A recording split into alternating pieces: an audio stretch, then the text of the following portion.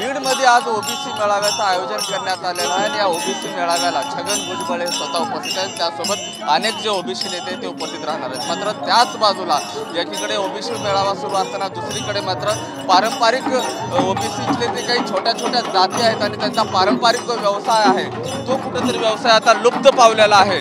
म्हणूनच कुठेतरी आठवणीत यावं म्हणून अनेक जो आहे त्यांचा व्यवसाय या ठिकाणी सभेच्या बाजूलाच करण्यात आलेला आहे। बाजूला जर बघितलं तर कुंभार समाज जो आहे ज्याचं काम आहे मडकी बनवणं त्याचाही व्यवसाय सध्या लुप्त आहे।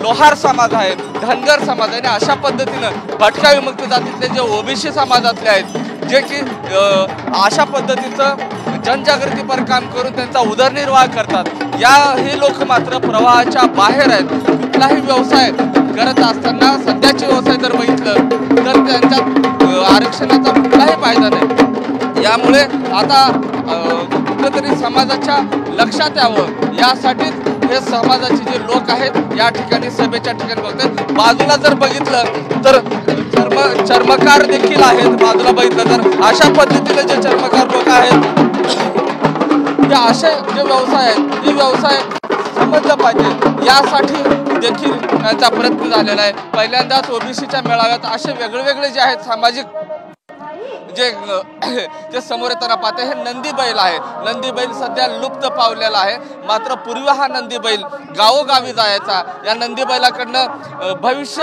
सांगितलं जायचं आणि त्याच्यावरच या समाजाचं उदरनिर्वाह व्हायचं। मात्र आता तो उदरनिर्वाह कुठेतरी थांबलेला आहे। जो आरक्षण आहे त्याचं संरक्षण करण्याची गरज आहे। हेच भाव पुढे घेऊन जो ओबीसी समाज आहे तो या पद्धतीनं आता समोर यायला पाहायला मिळतंय। एकंदरीत पाहता थोड्याच वेळात आता या सभेला सुरुवात होईल आणि छगन भुजबळ काय बोलतील याकडे सर्वांचं लक्ष लागलेलं आहे। कॅमेरा पर्सन दिनेशसह मी महेंद्र कुमार मुधोळकर, TV9 मराठी, बीड।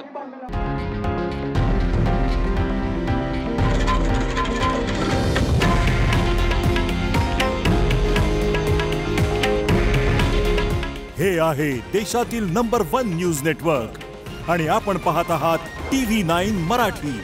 काळजी तुमची, हित महाराष्ट्राचं।